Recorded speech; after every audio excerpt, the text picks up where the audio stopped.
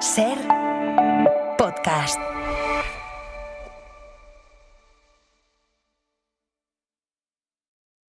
Xavi, pues buenas tardes. ¿Qué tal? Buenas Estas tardes. son las noticias de ayer del Sí, Mundo señor, Today tengo un y te déjà vu. veía ahí poniendo una cara así. ¿Qué te venía a la cabeza escuchando todo esto? Qué tontos somos. Esto, ¿no? Esto lo pudimos qué hacer tontos sois diferente. que nos emitís. Nos dejamos algo más. Sí, claro. Oye, ¿qué persigue este ensayo? Ahora vamos con detalle. Yo he hablado de conceptos que aparecen en el libro, el sarcasmo, la ironía, el cinismo, el desparpajo, que le gusta mucho a Toni Martínez. Toni, buenas tardes. Hola, ¿qué tal? Desparpajo. Buenas tardes. Sí. No, lo que me gusta es el concepto que expone en este ensayo Xavi, que es la tiranía del desparpajo, que es algo que seguro que explicará él. Sí, ya lo explicaré, no sé, tampoco os quiero dar la murga. ¿Qué persigo con el ensayo? Por un lado, clarificar ciertas ideas sobre la comedia, combatir algunos clichés también y profundizar en temas que a mí me interesan especialmente. Y luego también tiene un componente personal. Yo necesitaba, al principio no lo sabía que lo necesitaba porque yo no quería hacer este ensayo. Y lo primero que me salió fue, no voy a aceptar es un encargo, y dije que no. Y luego pensé, ¿por qué has dicho que no con tanta contundencia? Quizá deberías escribir un ensayo sobre por qué no quieres hacer este ensayo. Entonces tiene una parte muy personal de analizarme a mí mismo, mi relación con la comedia, por qué me resistía tanto a pensar la comedia, y me ha venido muy bien hacerlo, muy bien, porque al terminar el ensayo me he reenamorado de muchos aspectos de la comedia y estoy contento de haberlo hecho. Cuando decimos que el humor sirve en ocasiones para lidiar con trances complicados, delicados o dolorosos, ¿puede ser que eso se convierta también en patológico? Quiero decir, ¿puede ser que alguien que haga humor constantemente en su vida, cuando algo le incomoda o le perturba, ¡ay!, suelte un chiste? Sí, quizá patológico es una palabra demasiado fuerte. Que venimos de pero, lo que venimos, por eso. Claro, estoy sí, ahí, bueno, está ahí. Sí, y yo creo que, al menos en mi caso, que es de quien puedo hablar de mí mismo, sí reconozco en mi personalidad el humor como una estrategia defensiva y a veces disociativa, si se puede decir. Y en cuanto yo me he dado cuenta con los años de esto, lo primero que he querido hacer es combatirlo. Y la propuesta del ensayo llegaba en un momento en el que yo estaba intentando extirpar la comedia de mi vida personal para no reventar una conversación con chistes ingeniosos de manera como un resorte, ¿no? Especialmente cuando se hablaba de cosas que eran dolorosas, que me preocupaban. Ya salía el Xavi Tarao a hacer un chiste. Xavi Tarao. Entonces es una lucha con esas tendencias que yo reconocía que no las elegía, sino que era una estrategia de defensa. Y en cuanto te das cuenta de esto, recolocas la comedia, aprendes a amarla de otra manera, a elegirla y cambia el panorama un poquito. ¿De quién es el humor? ¿De quién lo hace? ¿De quién lo recibe? ¿De quién influye? ¿De quién lo pide? ¿De quién es el humor? Bueno, es como preguntar de quién es la cultura. La cultura es un patrimonio de todos y hay agentes activos y agentes pasivos. En el humor pasa lo mismo. Te lo pregunto porque estando aquí Toni Martínez, que fue director de las noticias del Guiñol, en la página 21 de este ensayo que no querías escribir, Toni recuerda una portada del diario ABC del 4 de abril de 1997, que hoy me ha enseñado, es decir, doy fe reconfirmada de su existencia, donde aparecían en la portada dos guiñoles, uno de ellos el de Aznar, creo recordar, y un titular que decía: dirigentes del PP piden un contraguiñol. Sí. Dirigentes del PP piden un contraguiñol. A partir de aquel día, cuenta Toni en el libro, se comenzó a juzgar a los humoristas en función de si se metían con todos por igual o si repartían para todos lados. Eufemismo de lo que en realidad se pretendía. Haz unos pocos chistes sobre el PP y otros pocos sobre el PSOE y así todo permanece igual, tranquilo y en eterno empate. Sí, eso sí. Sí, bueno, esa portada de ABC, a partir de ese día, mi experiencia personal, digamos, no es que fuera el inicio del mundo, ¿no? Esa portada de ABC fue, por cierto, respuesta a un reportaje en El País semanal de una semana antes que escribió Luz Sánchez Mellado, cosa que qué viejos somos. Estamos todos en el mismo camino. Pero efectivamente, este planteamiento de decir el humor que no moleste, el humor que no interfiera, todo poder, y los partidos políticos son un instrumento de poder, intentan proteger su poder y ampliarlo. Y entonces, en la medida en que el humor o la comedia pueda ser un elemento de interferencia, la manera de presionar a un humorista es decir, bueno, si haces un chiste de actualidad sobre esto, hazlo sobre el otro y así hay un empate, digamos, es permanente, ¿no? O piden al humorista que sea objetivo, que es un disparate en sí mismo, total, porque el humor es total. una expresión desde un punto de vista, ¿no? Dice, cuando alguien acusa al humorista de tender hacia la izquierda, como si con ello estuviera siendo poco profesional, su respuesta debería ser, por supuesto, pues la sátira sin línea editorial es vana pirotecnia. La sátira no se inventó para encontrar el punto medio entre dos extremos, sino para tirar de los extremos hasta reventar sus costuras. Eso lo dice Xavi ya, ¿eh? Sí. Eso está muy bien escrito, eso ya es de Xavi. No, pero es una reflexión muy oportuna, ¿eh? Sí, es ese forzamiento de la comedia para que se amolde a determinados preceptos ideológicos o intereses incluso de marketing y demás, no solo los políticos, también las marcas comerciales de siempre. En el Mundo Today esto lo conocemos muy bien porque nos hemos ganado la vida mucho tiempo haciendo noticias patrocinadas, es decir, hemos jugado este juego, ¿no? Y eso es acaba siendo muy duro de sobrellevar, porque ese forzamiento, claro, no te da libertad. Y además, como diría Isaías, en el caso de los medios satíricos como el nuestro, se nos considera para periodistas y se nos exige que hagamos un análisis de la actualidad certero, además divertido, por supuesto, pero sobre todo certero y que moleste a quien conviene en ese momento. Claro. Entonces, a veces, claro, nosotros no trabajamos así porque nuestras cabezas persiguen la comedia, persiguen unir dos ideas que en principio no estaban relacionadas, encontrar una manera de relacionarlas. Estamos jugando. El humor es un juego. Y de repente viene alguien y te dice que a ver si en la próxima partida la cosa puede ir por ahí, por allá, y eso, claro, es un poco alienante. Es muy divertida la sátira, y está muy bien poderla utilizar para desahogarse, para hacer de vez en cuando, efectivamente, diagnósticos de lo que está pasando, pero no hay que olvidar que si tú quieres un diagnóstico de lo que está pasando, lo que tienes que hacer es acudir al periodismo, no a un humorista que está jugando. Claro, de hecho, algunas de las piezas más criticadas a veces por los lectores del país son las viñetas del roto, porque unas veces concuerdan con la línea editorial y otras no, y parece que entonces no es nuestro, ¿no? Pero yo quería preguntarte si existe el humor blanco, el humor absolutamente, digamos, inocuo, y lo digo porque estoy mirando aquí a través de la pecera a Luis Piedrahita, que está aquí de CLA, me imagino que lo has traído, que dice que su humor es tan blanco y tan fino que casi podría esnifarse. Sí, señor. Bueno, yo siempre intento llevar a un Luis Piedrahita de apoyo emocional allá donde voy. Para mí es fundamental. Es fundamental.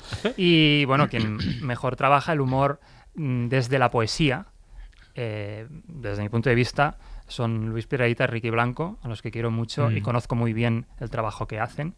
Y ellos navegan en la poesía. Entonces, tú puedes venirles a decir, necesitamos un contra Guiñol, no sé qué, te van a mirar como diciendo, ha llamado usted al número equivocado. O sea, están jugando a otra liga, que es la liga de la poesía, de la lógica interna de las ideas, de la conexión, de encontrar hallazgos que a veces son conceptuales, a veces son visuales.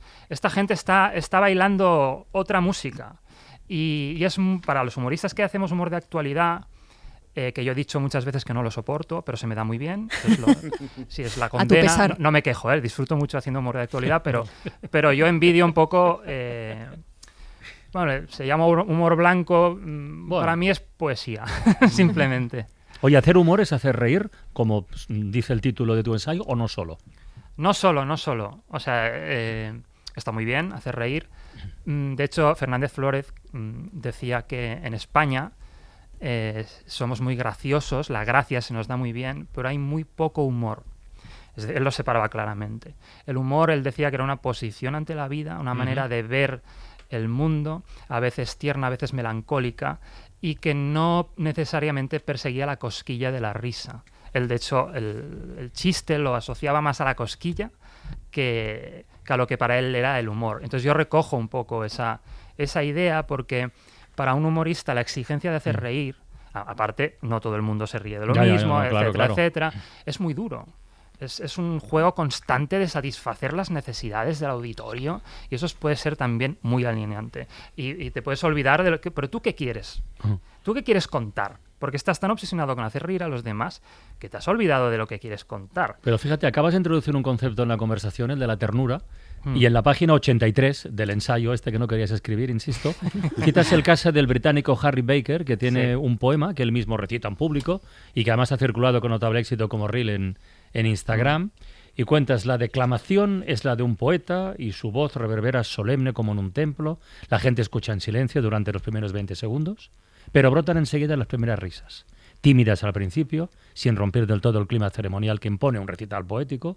El escritor continúa declamando y, de nuevo, se oyen risas. El público se va relajando. Se establece un clima de cercanía y ternura. La ternura se debe a la escena que el autor describe, el momento en el que su bebé vio un caballo por primera vez. Eso es humor también. Desde mi punto de vista, sí. Y no solo porque la gente se ría, sino porque contiene todos los elementos que desde mi punto de vista debe contener una propuesta humorística. Es relacionar cosas que en principio no asociamos, como la cabeza de un caballo y la de un bebé, ponerlas en relación, hacerlo notar en un texto, en un discurso. Entonces estamos navegando, vuelvo a mencionarlo, entre la poesía y el humor. Estamos allí en un terreno de sugerencias, de percepciones muy finas, muy trabajadas, muy pensadas. Y es muy bonito que encima él consiga levantar la risa ante la ternura, que esto para mí es una filigrana increíble. Porque claro, yo domino el oficio de provocar la carcajada. Hay una serie de patrones que sabes que si los combinas como una reacción química. Entonces nosotros, esas cajas de herramientas de la comedia, los humoristas sabemos cómo utilizarlas, ¿no? Pero de repente ves a alguien que genera ese clima y que no le ves las costuras, porque es una cosa como tan genuina y vamos, yo admiro muchísimo ese tipo de cosas. Yo es que creo que aquí en La Ventana estamos rodeados de este tipo de genios, ¿no? A los que yo tampoco les doy mucho valor. O sea, yo creo que tienen ahí un gen trastocado. Un cable pelado. Sí, que les no hace, tienen mérito, les hace mirar donde no miramos los demás, observar lo que no observamos los demás y contarlo de una manera concreta. Y yo de la conversación con Xavi solamente me brotan eufemismos, no, neologismos, ¿no? O sea, yo creo que ellos practican un humor cerebral, ¿no? Que es ese humor que al principio te hace reír y después te hace pensar. Después de la espuma de la carcajada llegas al caldo y el caldo es contundente. Y después otro neologismo que propondría, que es la ironía. La ironía la llevamos muy bien los españoles. Yo me puedo reír de lo que me dé la gana y puedo hacer chistes de lo que me dé la gana, pero ojo, que no lo hagan conmigo, ¿no? Entonces propongo este neologismo para que algún día entre en la academia. Yo creo que Piedrahita está muy nervioso ahora porque quiere intervenir inmediatamente. Mira, ya como has leído algún fragmento de Xavi Puig del ensayo, no quiero dejar de subrayar algo que es la escritura de Xavi, porque sea en el territorio del Mundo Today o sea en el territorio de la novela, el que también lo ha practicado, o sea en el terreno del ensayo, Xavi Puig hace una cosa que en mi opinión sí tiene mucho mérito y es muy difícil, que es que su lectura es muy fácil. De manera que estás leyendo un libro en el que se cita a ilustres filósofos, estás seriamente convencido de estar leyendo un libro sobre filosofía y en cambio su lectura es muy fácil, lo que te permite alardear en el metro y eso también es algo que no debe ser desdeñable. Antes estaba comentando una cosa que es cómo el humorista puede estar tan pendiente del público que se olvida de lo que quiere decir y Isaías, con la ironía, está comentando cómo el público está pendiente de que el humorista reconfirme lo que previamente piensa. Y en esa relación también puede ser tóxica, ¿no? En la que el espectador está pendiente de que le reafirmen su convicción y el humorista está pendiente de no contrariar y de obtener el me gusta, el like, el aplauso del espectador. Sí, yo me he sentido intoxicado. Claro, tenéis que tener en cuenta que nosotros publicamos un artículo en internet y 10 segundos después hay gente ya opinando que dices, no has tenido tiempo de leerlo, claramente, ¿no? Pero el feedback es inmediato, pero procede de personas a las que no tienes delante. Es una especie también para una relación tóxica de las que comentáis al principio, ¿no? Y eso intoxica. Y a mí me pasa, por ejemplo, que me gusta mucho mi trabajo, se me da bien y no me cuesta demasiado esfuerzo, debo decirlo, o sea, es así. Y muchas veces me he preguntado si me gusta mi trabajo porque me resulta fácil y agradecido de hacer o porque realmente me gusta de verdad y nace de mis ambiciones y pasiones. Y creo que es un poco de todo. Creo que uno pasa por etapas, donde pone el piloto automático, otras donde se apasiona realmente. Y en el ensayo permea un poco todo eso. O sea, por eso decía, no quiero escribir. ¿Por qué no lo quiero escribir? Entonces, el ensayo mismo tiene esa línea personal del humorista enfrentado a sus propias taras, a sus propias exigencias y a sus cuestionamientos de ¿hago esto porque se me da bien? Porque eso no es un motivo suficiente. Porque estás dedicando muchas horas de tu vida a esto. Y muchos años. ¿Cuántos? Y muchos años. Del Mundo Today, 17 ya. Sí. Y en general, escribiendo tonterías, pues casi ya 20, ¿no? Bueno, pero es un curro, de algo hay que comer. De algo que, por supuesto, y soy un privilegiado absoluto y me lo recuerdo cada día de mi vida, cada día de mi vida. Pero bueno, yo creo que es verdad que a veces uno puede sentir que tira de inercia. Ya, pero ¿uno se cansa de ser gracioso? ¿Uno se cansa de sí mismo?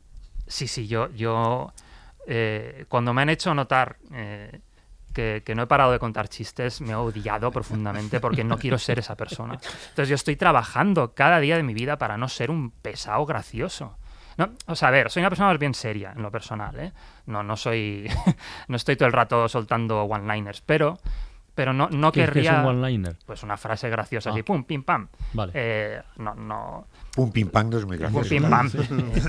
Creo que sé conversar y no soy un pesado en ese sentido, pero sí que sé que muchas veces utilizo la comedia para escurrir el bulto, que es algo de lo que hablo en el ensayo también.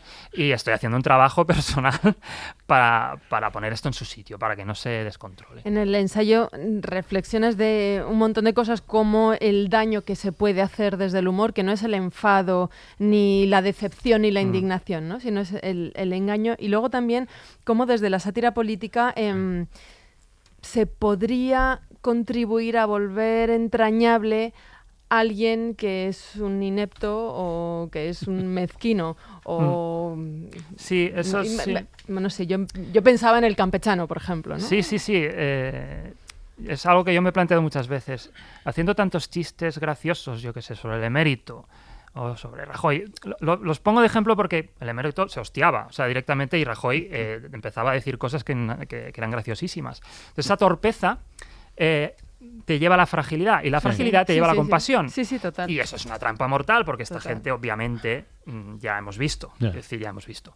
Entonces, claro, desde la comedia igual, enfatizando esos elementos de fragilidad, porque son hilarantes, a veces me he preguntado si no estábamos contribuyendo a blanquear lo que hay detrás.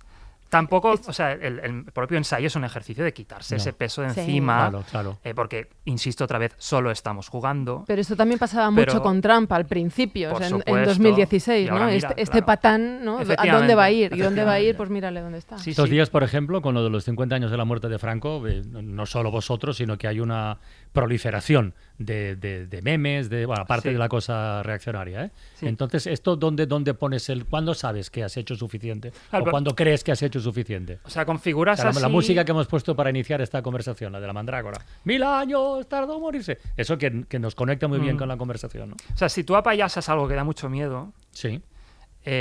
al principio es necesario cierta anestesia para poder trabajar en ello, porque es muy doloroso. Pero efectivamente la pregunta es, ¿cuándo va a terminar la anestesia? Y vamos a recordar lo terrible que fue esto.